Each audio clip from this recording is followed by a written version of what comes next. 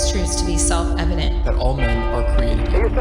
As a member of Congress, I get to have a lot of really interesting people in the office. Experts on what they're talking about. This is the podcast For insights into the issues. China, bioterrorism, Medicare for all. In-depth discussions. Breaking it down into simple terms. We hold these truths. We hold these truths. with Dan Crenshaw. The Eagle has landed. Hey everybody, welcome back. Another great episode. I'm excited about this one. We have got Dave Rubin here. We're going to dive right into the mind of Dave Rubin, understand why he is the way he is, what the Rubin Report is, his new book, Don't Burn This Book, which really outlines his journey from being a lifelong Democrat to whatever the heck he is now. And because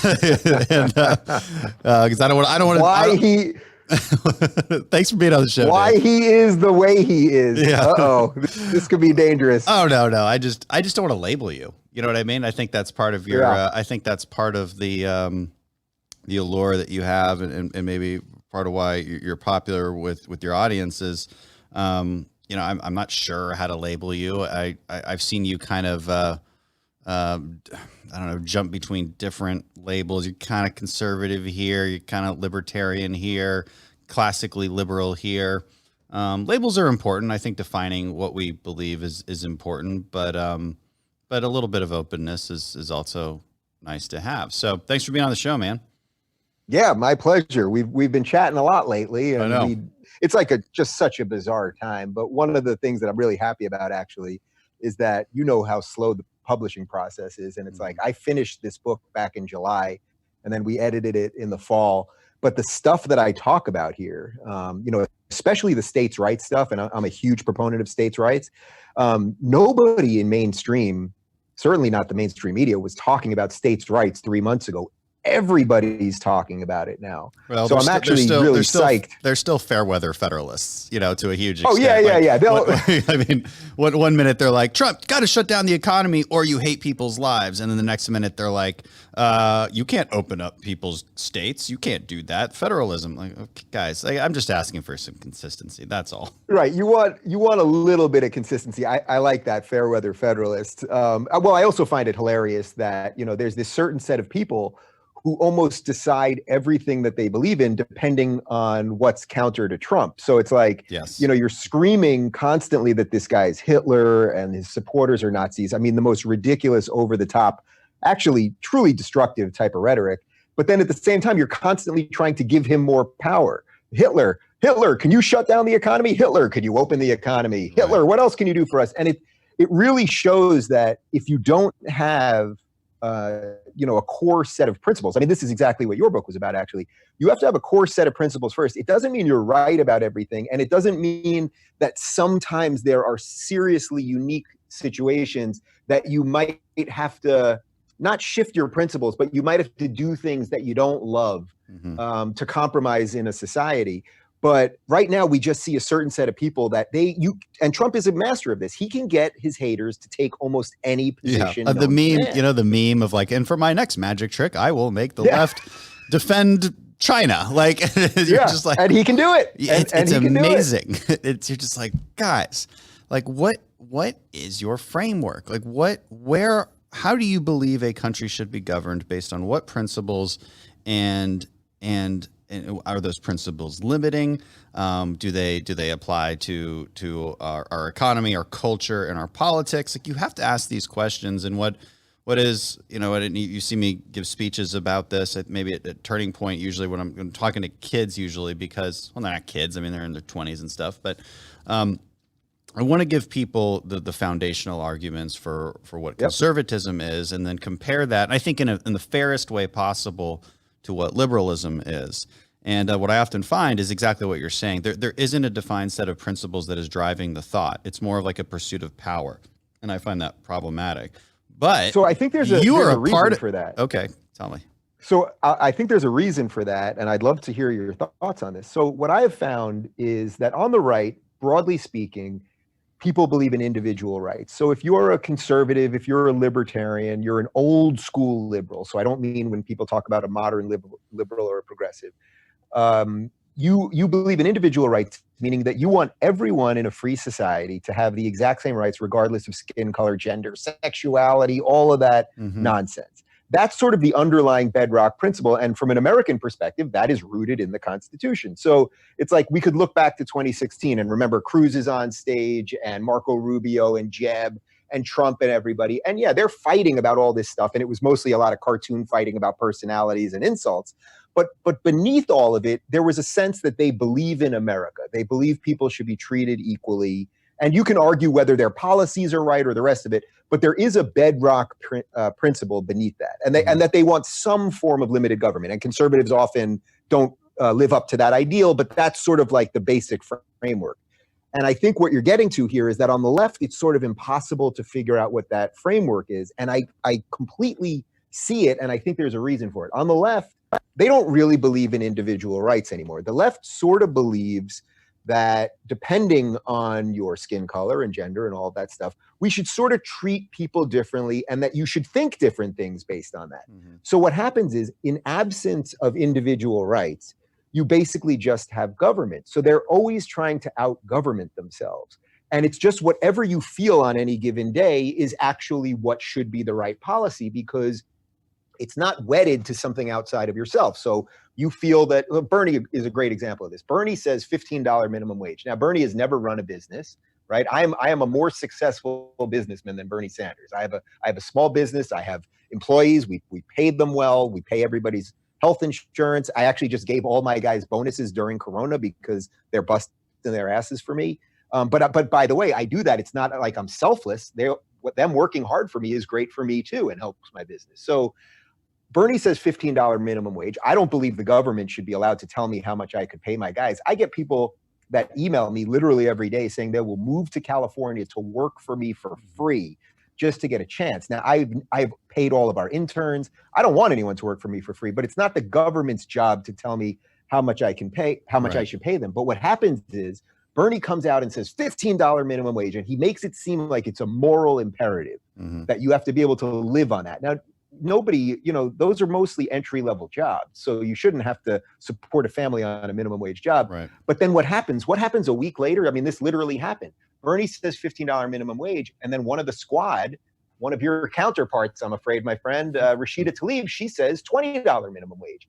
Yeah, and then what they just happens one up each other, it's like, well, but there's a reason for that. It's because they're not wedded to an economic theory. They're not wedded to a political theory. They're wedded to, what sounds right. It makes us feel good. So Bernie says 15, she says 20, and it's like, oh, well, I guess you're right too. And that 25? Must mean Bernie's a bad, why not 25?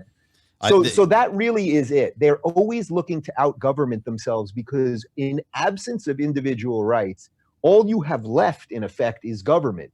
And then you will always try, I want to take more from those people. I want to give more to these people. And that's why the liberals, when I say that in the good sense of liberalism, a JFK liberalism, ask not what your country can do for you, ask what you can do for your country, it's been completely decimated. So when I say I'm a liberal, I'm really talking about something that barely exists anymore. I'm talking about something that should exist. It's defended by conservatives the most. Really, defending my liberal principles is a conservative position. And when you say individual rights, and I would tweak that a little bit. I would say that they've.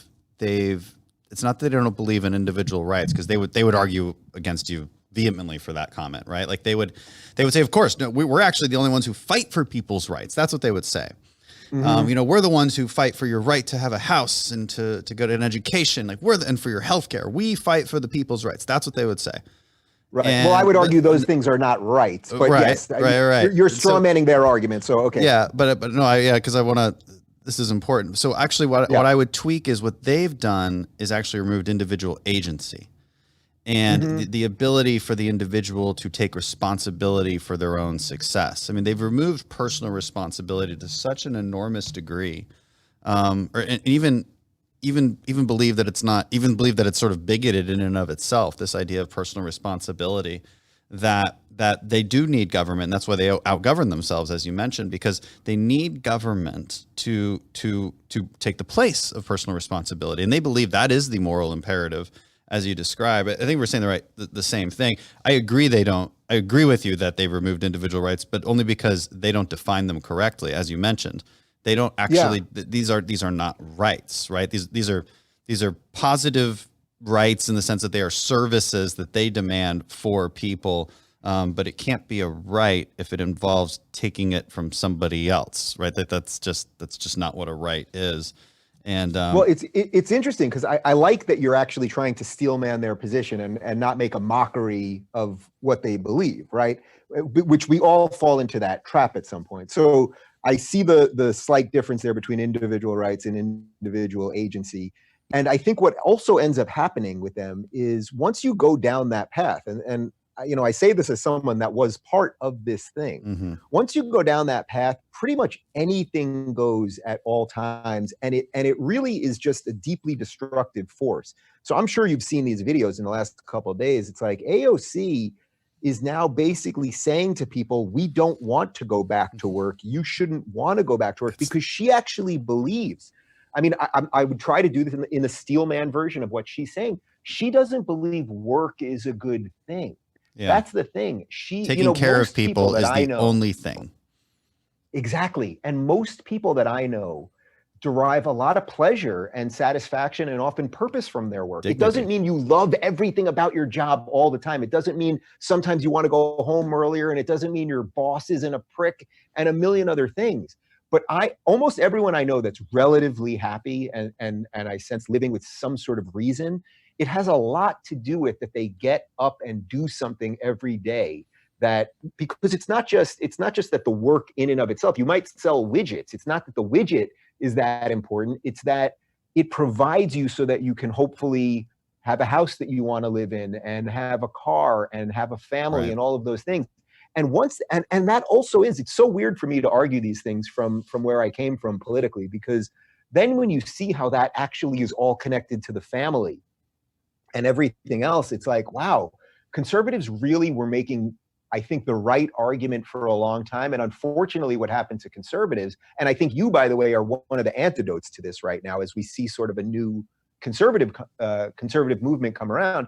Conservatives got lost in things that maybe they shouldn't have got lost in. 20 years ago, it was Joe Lieberman and John McCain screaming that Mortal Kombat had too much violence and we got to get them out of video game stores. Yeah. And some weird stuff on marriage, which could still be debated at a religious level, but maybe not a governmental level. Yeah. Although I'm happy to talk about that too. And I think conservatives are now playing catch up to where the culture is. And I think you're one of the guys that's resetting that a bit. Yeah.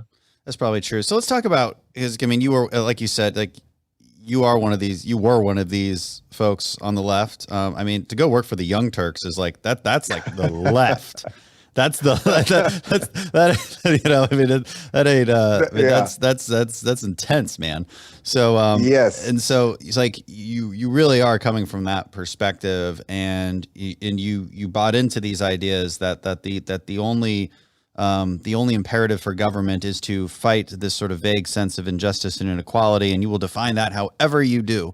This is, by the way, when I give talks on this, like that's what I say are the principles of the left: injustice and inequality. Mm-hmm. And I think I am steel manning their argument. I think I am being very fair in saying that, because that is what they say all the time. And I think if I ask a liberal, I'm like, what are you about? They would say, I fight injustice and inequality. What are you about? That's what they would say. And so I think it's fair to analyze it on those terms. I point out that they never define when inequality is solved, and they never define, they never give a true definition of justice, and they just call everything an injustice. Well, the dirty little secret is that it can't be solved, and they don't want you to know that. They need it all the time. Bernie didn't want to win. Imagine Bernie in a position of winning, where Bernie would have had to actually do something. You actually can't picture Bernie speaking like that. Right. Bernie's entire ethos is that he has to be against something. Yeah. And I don't even begrudge Bernie his thoughts. I think Bernie has all the wrong ideas, but it's like Bernie fundamentally, and this set of people, AOC, this crew, like they're not proud of America. They don't think that this experiment it's become good. that. They think, and and by the way, that is not liberal. And that's what I've really tried to separate, that liberalism is not what conservatives should fear. Now, liberals may be a little more open-minded on margins than conservatives would purely want. Or I find right now one of the big ones that divides a lot of people from saying that they're old school liberals as opposed to just saying they're conservatives seems to be abortion, and I'm happy to talk about that with you. But what I do see happening is conservatives who everyone says, oh, conservatives are religious and conservatives are closed-minded and conservatives are actually completely open-minded and will let you agree to disagree. And it's not something that I'm just thinking, so I'm saying it. It's the fact that Shapiro and Prager and you and Charlie Kirk and all of these people on the right know you have political differences with me, but we talk it out. And it's like, it's like, Dan, at the end of this conversation, if we go, all right, well, we still got these 5 outstanding issues. It's like, I know for a fact, we could do this for the next 50 years. And I know we would still for 50 years try to, push and pull each other. And then who knows where we'll be at when we're 80, as opposed to what the left does, which is you got to tick these 10 boxes. And if you only got 9 of 10, you're out. And that's a seriously dangerous play. And the journey I want you to walk us through is, given that you were literally working for the Young Turks, and just I keep repeating that. Literally, it's like so unbelievable.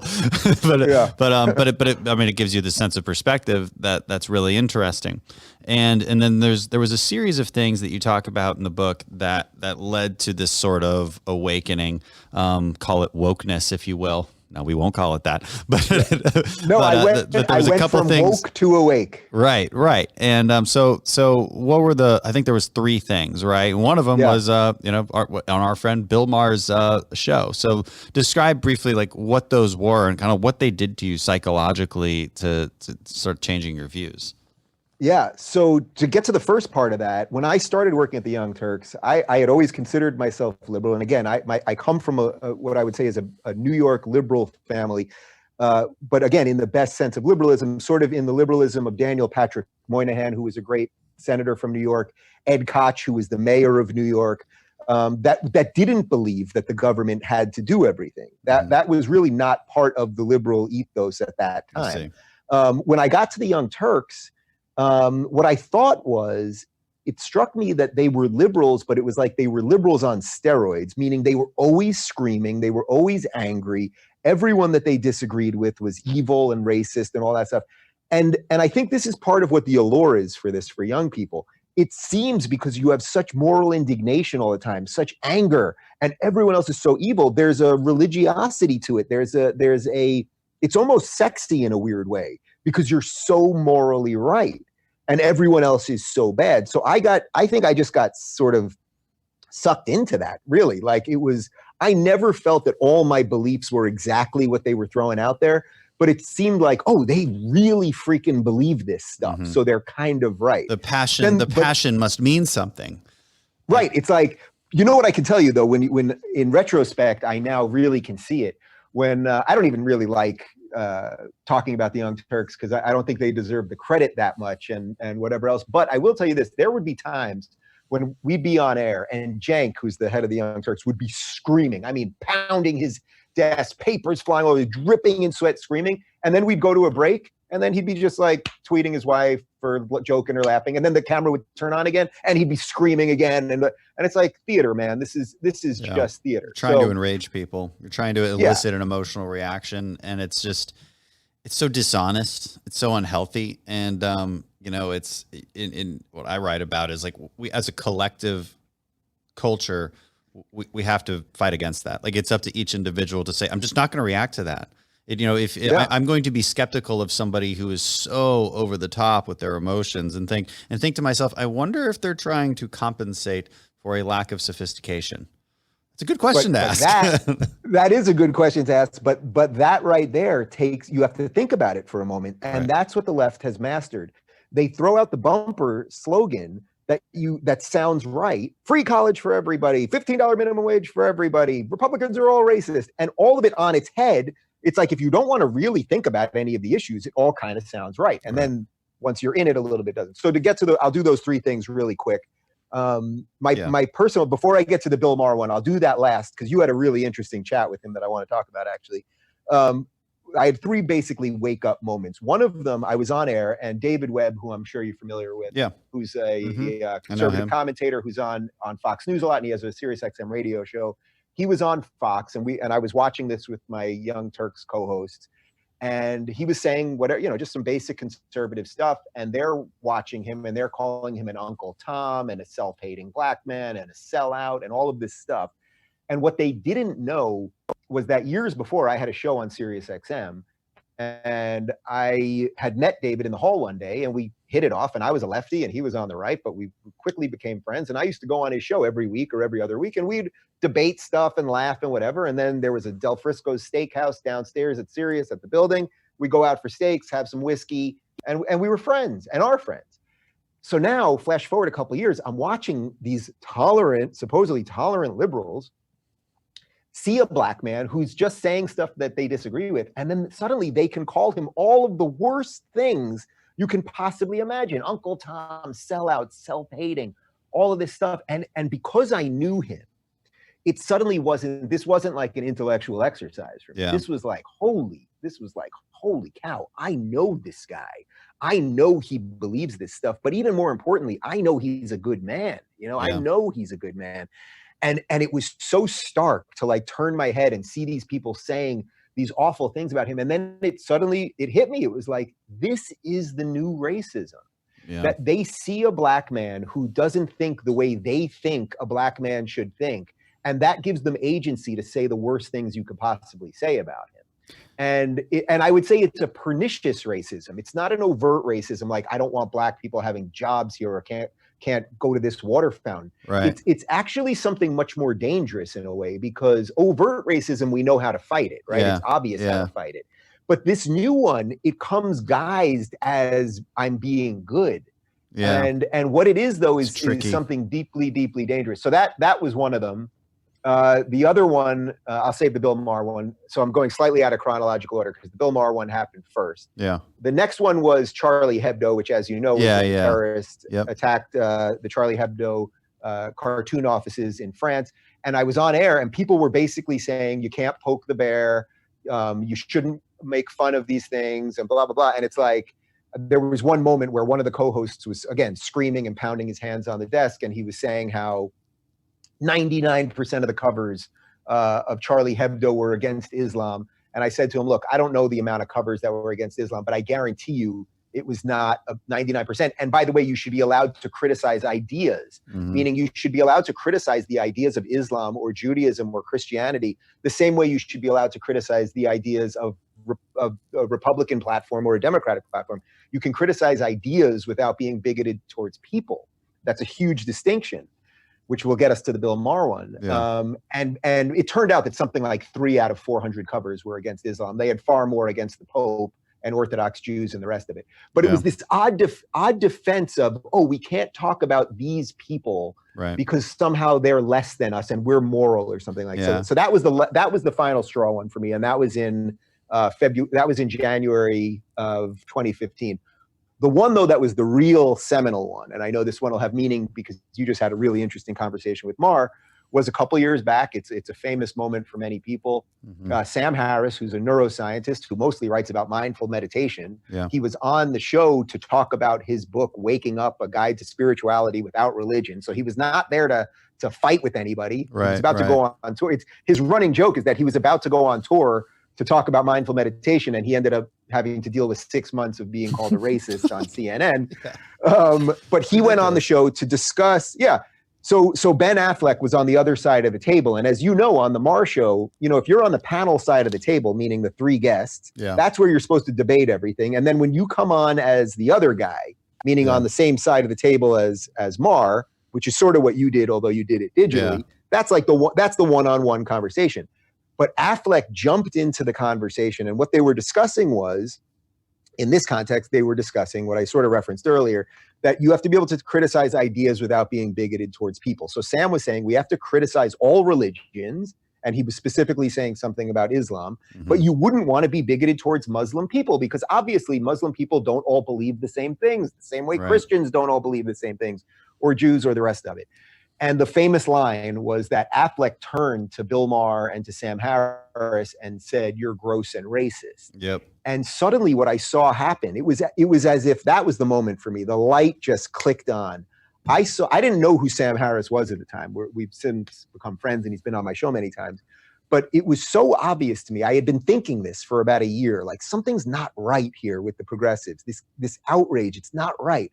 But then watching Batman basically turn in this angry, and again, pounding on the desk, huffing and puffing, red in the face, the same old stuff, turn and tell this mild-mannered neuroscientist that he's a racist. And then, but the bigger one for me was Bill Maher, who I always loved as a comic, who was the standard bearer of the left. I mean, you have all sorts of disagreements with Maher, as I do now too, but you can't say that. No one in their right mind would say Bill Maher is a racist. Right. And then what happened was, it was so stark and obvious, much like that David Webb situation, that then over the next couple weeks, suddenly everybody, BuzzFeed, Vox, HuffPost, CNN, they're all writing that Bill Maher is a racist just because this one idiot said it. Right. And that finally for me was like, this what thing is going ain't on here? Right. Yeah. Something is seriously wrong. And I spent basically the next year of my life at that point trying to save what I would say is leftism. I was still saying, guys, I'm a lefty. Something ain't right here. Can we fix it? Now, I can't honestly say I'm a lefty anymore, obviously. That's fairly clear. But I did spend at least a year. I mean, you can find tons of videos of me saying, guys, this is our team. What happened to liberalism? What happened to free speech? What happened to open inquiry and free thought and all those stuff? And unfortunately, progressivism got into the system. Progressivism, I would view sort of like, it's like a mind virus in a way. A virus is very easy to catch and very hard to get rid of. And it's easy to catch because it sounds all right and all the things that we've talked about. And it's hard to get rid of because because in a weird way, if you get rid of it, you're an apostate. And what do they do to apostates? They have to take you out. So yeah, so that sort of sums up that whole thing and gives people a little insight into the adventure. Yeah. And so like some switches happened there, but then there was like a psychological reformation into actually different policy ideas. Because in your book, you lay out a bunch of your policy ideas. I mean, some of which we kind of slightly disagree on. I mean, we would disagree. You call yourself what's the abortion term you use? Well, I'm begrudgingly pro-choice. Begrudgingly pro-choice, and you basically settle on like what I would call more of a political settlement and compromise. And because I think, and that's perfectly fine. I just think that's different from like what you believe. Because I'll tell you what, like as a pro-lifer, I'd be like, you want 12 weeks? Let's pass that law right now.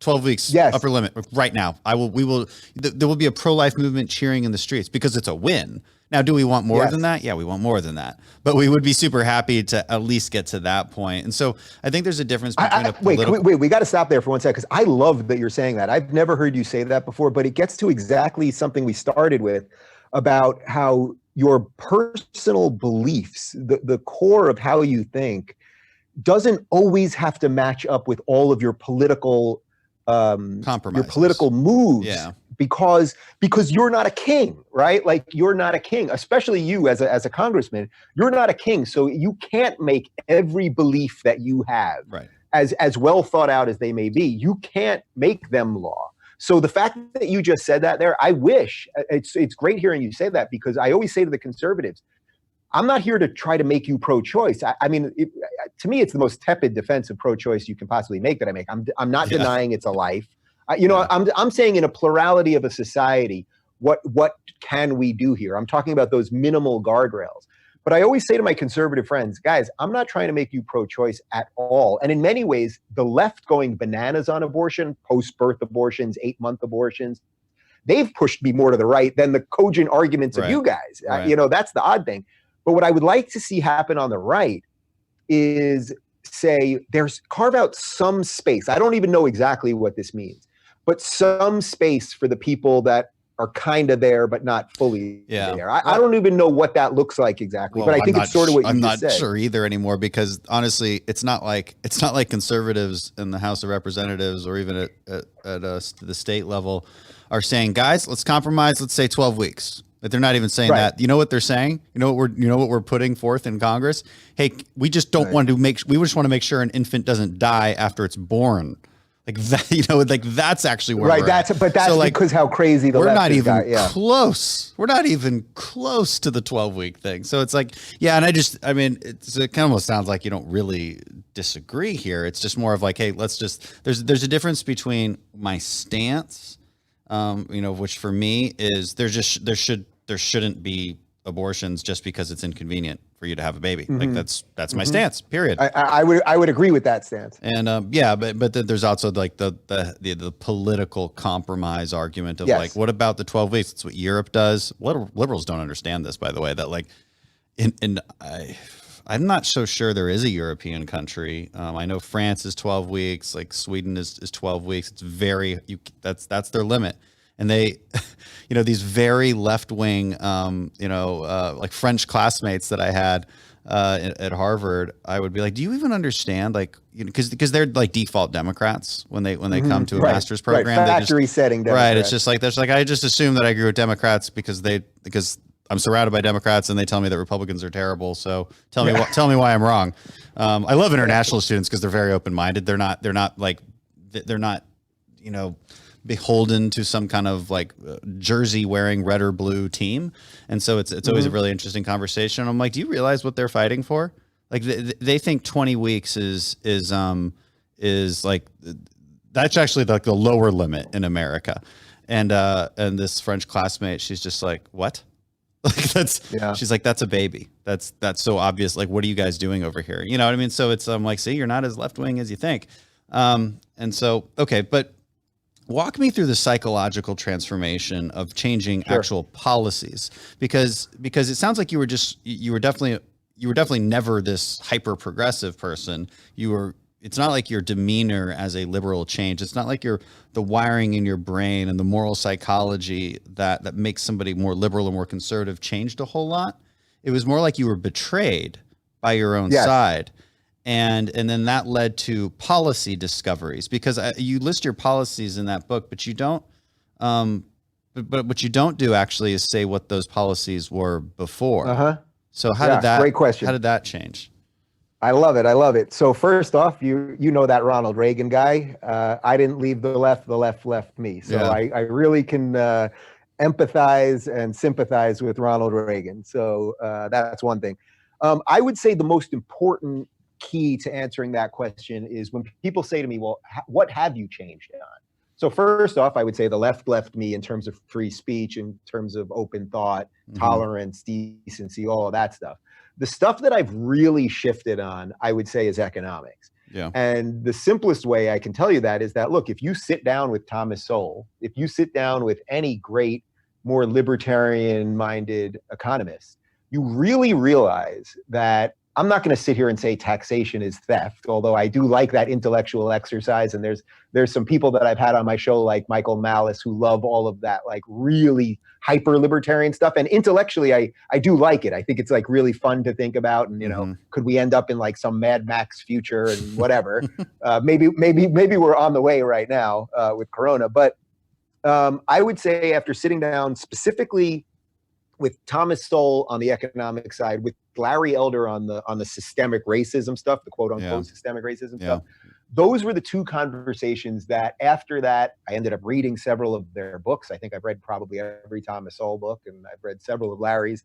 That once you start doing that, but even more important than just knowing the ideas, it's what I said before. I started my own small business here. Yeah. It is very obvious to me, just anecdotally, I live in California and Los Angeles with some of the highest taxes in the United States.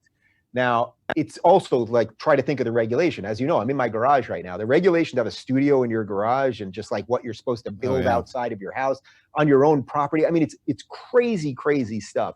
So I would say where I've shifted is I fully believe that instead of always giving all of our money or these large percentages of our money to this machine that always wants more money, you know this, that the way the government works is every agency has to hit their budget, whether they need to or not, just so that they can get more money for the next year. No business could ever run like that. Yeah. You know, a business has to actually make profit at some point. I'm not saying the government has to be profitable, but it can't be an endless sucking machine. And I think this is one of the hardest things for reforming lefties to understand, is that it's not a tax problem, it's a spending problem. Yeah. And when you really understand that it's, yes, we could tax everybody to the tilt.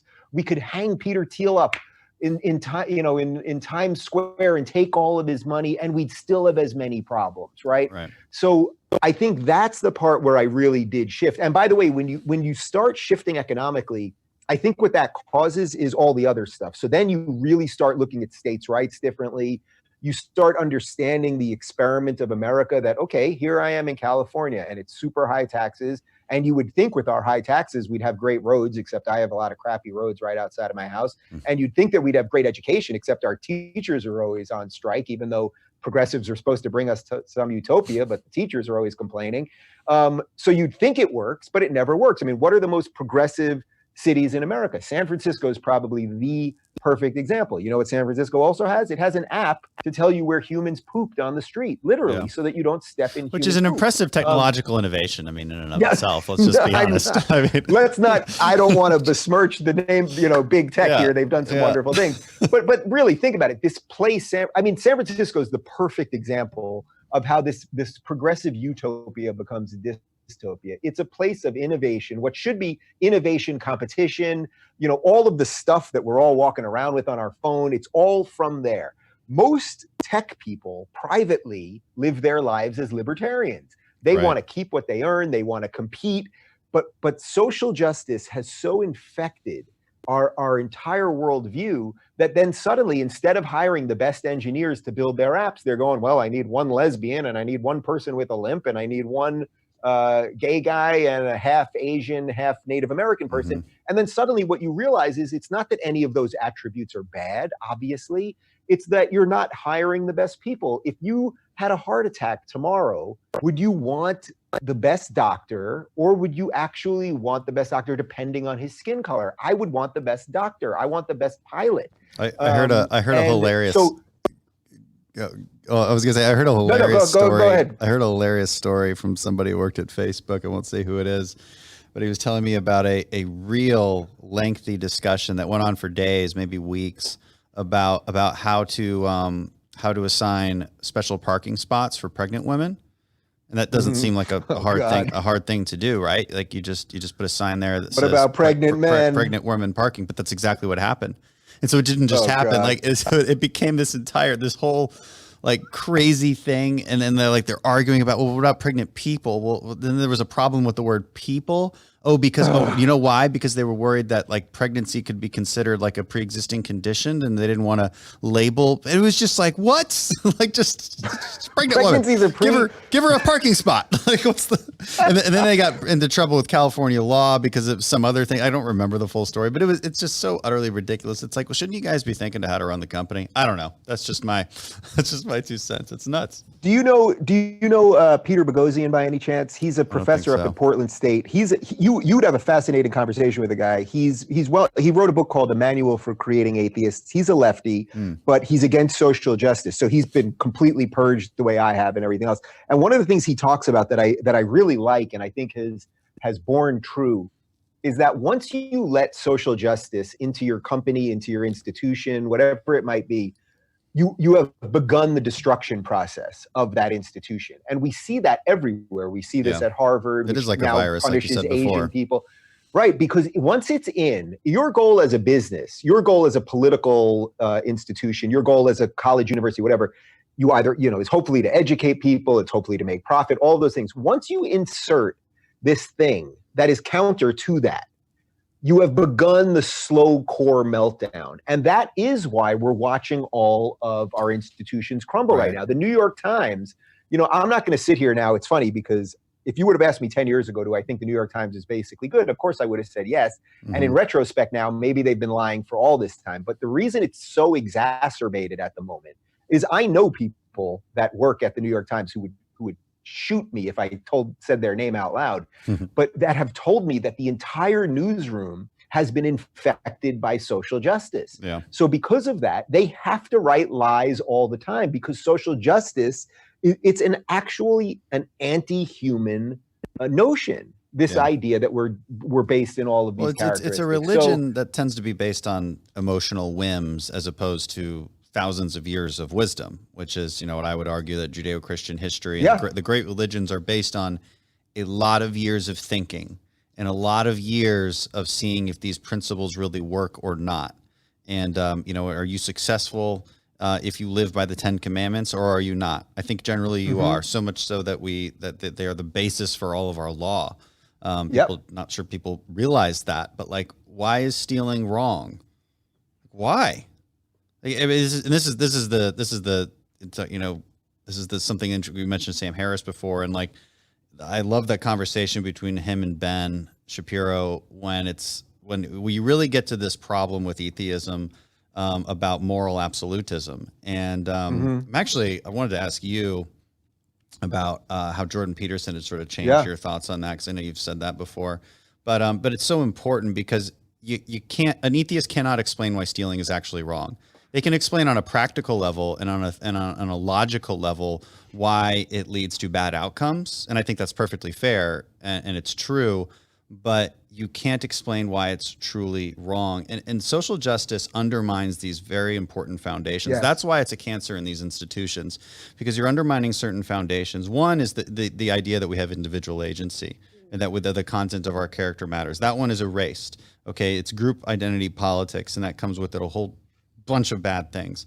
It also erases, when you say individual agency too, again, we go back to this personal responsibility, this idea that you're just not responsible for your own actions. I think conservatives and liberals would answer the following question very differently, which is this: do you have control over your own life, or outside forces a huge factor in your destiny?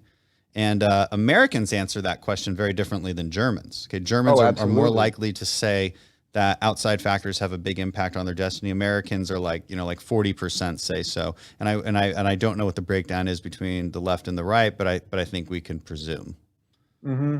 So, absolutely. Well, the foundational stuff that you're talking about, Jordan definitely did move me on this. So what I try to lay out is if you were to look at some of the books that I have on my set now, from Sam Harris, atheist, Jonathan Haidt, Steven Pinker, Michael Shermer, Peter Boghossian, who I mentioned, who I think are all good, decent, moral people. But I think I got to the place that you're at with this, which is at a micro level, can you be a non-believer and be a good moral person? Absolutely. I have no doubt about that. I have no doubt that you can be a good parent, that you can put good into the world, that you can do all that. What I've come to the realization, and this was from being on tour with Jordan and also thinking things through on my own and having some changes in my own life, is that there has to be something outside of us that organizes us as a society. Otherwise, human nature will lead to endless destruction over and over again, which is why most movements that killed the most people are anti-religious. Now, that doesn't mean that bad things haven't been done in the name of religion. Of course they have. No sane person would argue that they haven't.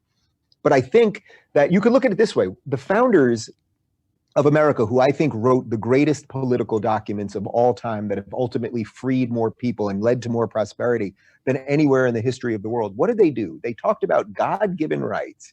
And at the exact same time, they're telling you that there should be a separation between church and state. Mm-hmm. So what they're saying to you really is something before us made you free.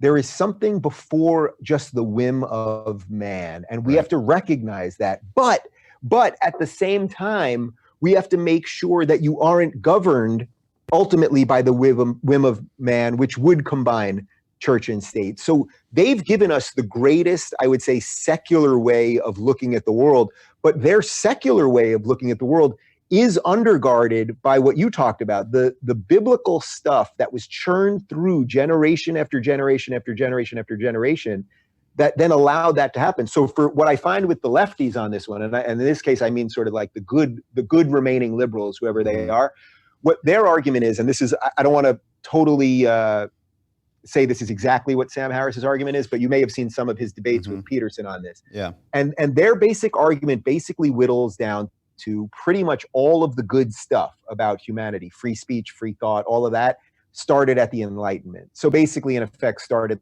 like 300 years ago. Yeah. And that before that, it was just all chaos and craziness and religious lunacy and believing in magical stuff and all that. And I just find that to be impossibly untrue. Yeah. That there are so many thousands of years of human history and people tinkering with things. And by the way, people sometimes fighting the church to make more science happen and all of those things. Right. That it didn't just all magically happen 300 years ago. It happened way before that. So that's what you hit on. Obviously, Shapiro's last book, The Right Side of History, talks about Jerusalem and Athens.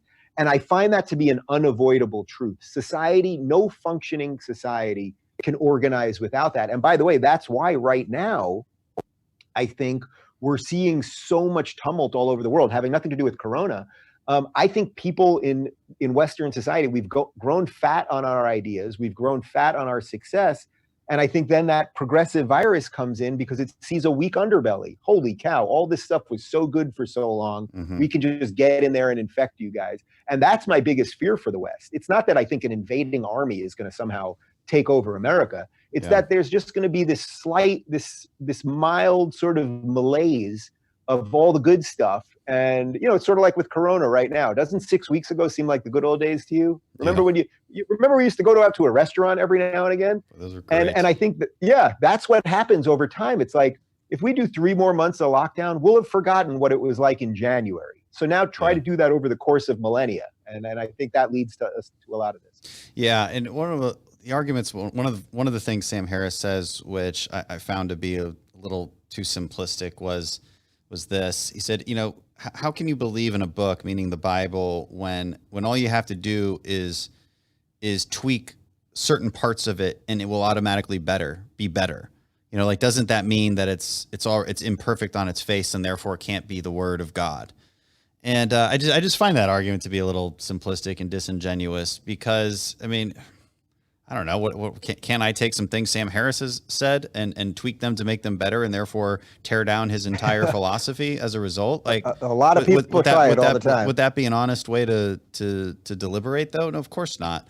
And so, you know, it's the entire context of the Bible, I think, has to be taken into account. I think Jordan Peterson does a unbelievable job of explaining that to people, and like the deep philosophy and psychology behind the Bible. It's really interesting to hear him go on about this. Well, stuff. trust me, you spend a year and a half with that guy, hearing him talk about it night after night, and he, in 120 shows that we did in about 20 countries, he never gave the same talk twice. Some nights he would talk about all 12 rules. Some nights he would talk about one rule. Some nights he would talk about Twitter the whole time. Some nights he'd talk about his family. But there were sort of themes throughout, and that was one of the themes. And, you know, what struck me also was that we believe a lot of this stuff without knowing that we believe in it. Like why do I attack Google all the time, and Facebook and YouTube when they demonetize me or shadow ban me, all that stuff? It's like, there's a story from the Bible that we all know, and the guy's name happened to be David, and that's my name. But David beat Goliath. That story of the little guy that can beat the big guy. Well, right now we have big tech that looms large over all of us. Right. But we know big tech is not, you know, there are companies that come throughout time and governments that come throughout time that seem tyrannical, that seem too big to fail, and all of those things. Right. But Kodak used to be a company. Remember Kodak? Well, Kodak is long gone. And the point is, if David could beat Goliath, I do think this sometimes when I'm tweeting about attacking YouTube, and, you know, I'm getting called into Susan Wojcicki, the YouTube CEO's office. And I'm like, well, David beat Goliath, so maybe Dave could beat Google. Who the hell knows? And so I think we do it. We act on these things and then mock them. And I think that's the hubris that I don't like from the more atheist side of things. Yeah, and it's usually just ignorance. So they've never actually read this thing that they hate so much. And if they have, I don't think it's with any element of good faith. I think it's more of reading it just to find the faults in it, instead of looking for the similarities and looking for that truth. Because what you're describing is so absolutely true. The Bible has so many archetypes in it, so many stories, so many truths that you just can't deny. I mean, now you can pick them apart and say, well, there was a slave in that story, and we don't believe in slavery, therefore the Bible's bad. Come on, guys! Like it's written in a certain time. And let's be logical thinkers about that. So no, would you say, because you grew up Jewish? Do you? Yeah. But are you a believer in God, or are you more of are you respectful of religion and the foundations it sets forth? So it's interesting because for Jews generally, and I would say this for every Jew that you know, and except for, let's say, like ultra Orthodox Jews who are like the most literal believers and wear certain clothes for certain things and the rest of it. But most Jews, when you think about Jews, like the Seinfeldization, let's say, of Jews, that that Judaism is sort of about culture. It's about a sense of humor. It's about a sort of outsider's way of looking at the world. It has a lot to do with arguing and debating and all of that stuff, which I mentioned in the book, by the way, that until writing the book, I didn't even realize this, but my family during holidays, whether it was Thanksgiving, a totally secular holiday, or Passover, obviously a religious holiday, we would debate everything, abortion, Democrats, whatever it was. And then at the end, dessert would be served and everybody would just stop. Like, it was like nobody walked out of that house angry at each other ever over politics.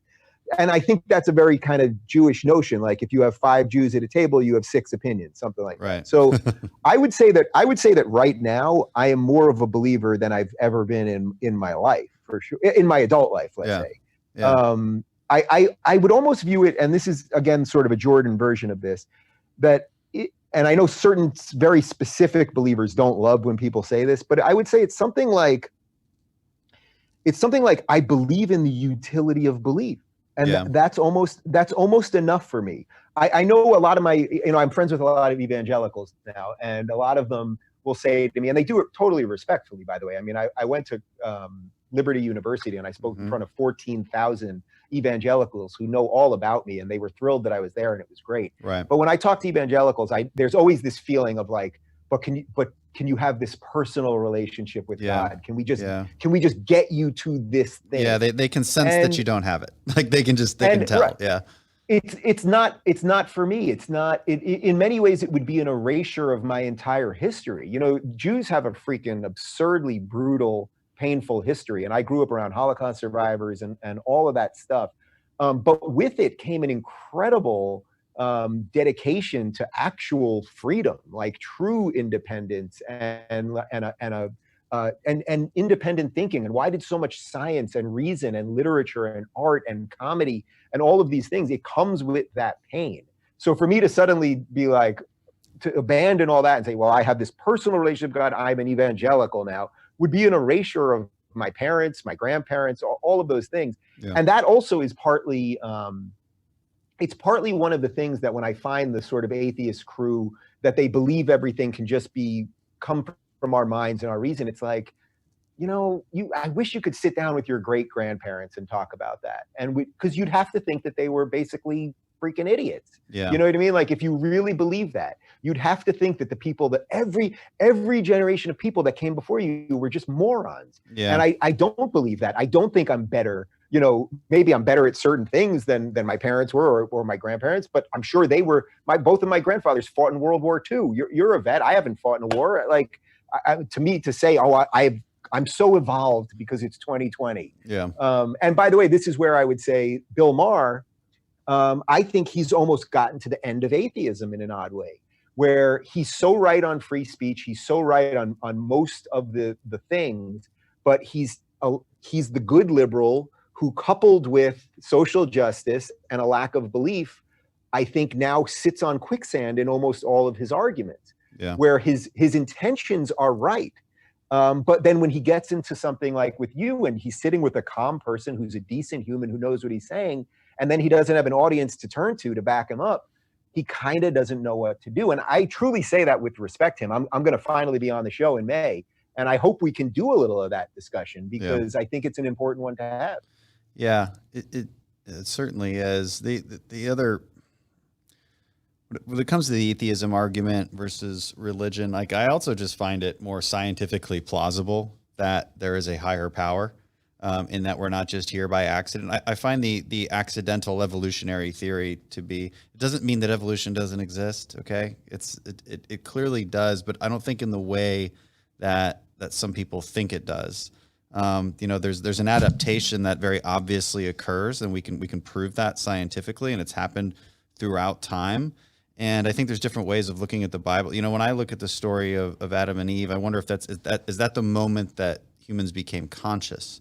Is human consciousness the moment of Genesis? Or at least the Garden of Eden that happens. Because we know about the Big Bang. That's scientifically true. Is that not what Genesis is describing? And this idea that we're all just accidental lumps of meat that just kind of ended up walking the earth in the way that we're walking it and thinking consciously the way we are thinking. that seems to me to be so unbelievably implausible that it just defies belief. Also, there's been some good data on this that show that mathematically it's impossible. Like the number of accidents, because I mean fundamentally evolution is accidents, right? Or adaptations. But to get from a single cell organism to us, the amount of perfect accidents that have to happen are so unbelievably large. It would take far longer than when we're saying it does. And so I think that the idea of intelligent design is simply more plausible. It just is, just from a mathematical perspective. You know what? I'll dumb it down by quoting a politician. How about that? So I hear everything you say, and I had John Kasich in here once, and we were chatting, and I asked him about belief and how important it is to his worldview and his political outlook. And he said something that sounded so simple, but I actually think it's right. He goes, "Some people can do it without God. I'm just not one of those people." And I thought it was actually quite nice. It had humility, it had decency, and it showed that he didn't believe he was the king of the universe. It shows you have some historical context and all of that stuff. I got to ask you, Dan, have you ever seen the movie Contact? You know the movie Contact with Jodie Foster? Yeah. Yep. So I recently rewatched it, and it was written by Carl Sagan, who was the incredible astronomer and scientist, and he taught it at Cornell. And if you haven't seen it in the last little while, it's been a while, such a great. You should watch it again. It is. I just watched it a couple of weeks ago with our Rubin Report community, and we did a big video chat after. And I had about 100 people at once, and we were all talking about the movie, and we bounced around and talked to people literally all over the world. We had people in Europe and people in Mexico, and not only did everyone really love the movie, but the whole purpose of the movie is this, because Carl Sagan, in essence, was grappling with that issue. As a man of science, what is belief? And you've seen the movie, so without giving it away to your listeners, I mean, in essence, the story is that the believer becomes the skeptic and the skeptic becomes the believer by the end of the movie. And it's pretty freaking brilliant. I love alien movies. Just in general. There isn't, no, me too. I'm a big sci-fi guy. There isn't like an army invasion, unfortunately, but you know. Yeah, no, because I am kind of thinking back and like I think I'm confusing alien movies. I do need to watch it again. The one what's your favorite sci-fi movie or alien movie? You really caught me off guard on this question. I don't want to screw this up. Or just give me one that you like. I don't know. If you ever want to catch me flat-footed, ask me my favorite thing. Like it's just like on any subject. Wow. I can ask you everything about Jerusalem and Athens, but yeah. I'll be like, oh, well, no, I'm really good at that. But geez, favorite movie, sci-fi movie.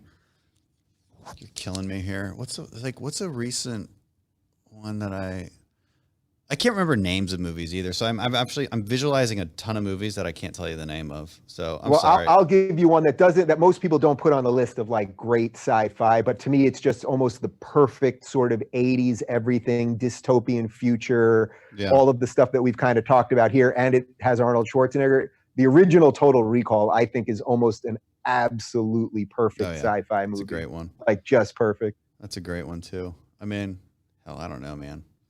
Boy, I really stumped you. I know. There's certain things you can I'm prepping you for the presidential run, you know? I'm terrible at answering like personal questions sometimes. Speaking of personal questions, so I wanted to, I know we don't have that much time left. So one thing I've never really talked to you about, and I never hear you talk about, is a career in comedy. Yeah, and, I used to be funny. Yeah. and so like how did that inform, I think, your entrance into a career where you got to be a little bit vulnerable, especially to move from the left to the right. You have to show some vulnerability, and I think that same thing happens when you're trying to do stand-up comedy.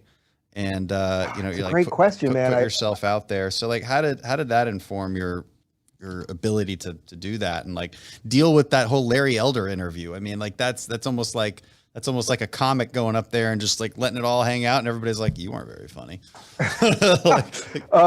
It's a great question. What a great way to wrap this thing up. I mean, truly, I think you just hit it right there.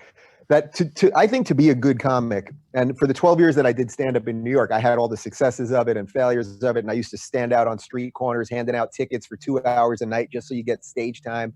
And there was a night where we were in the middle of like a absolute disastrous nor'easter.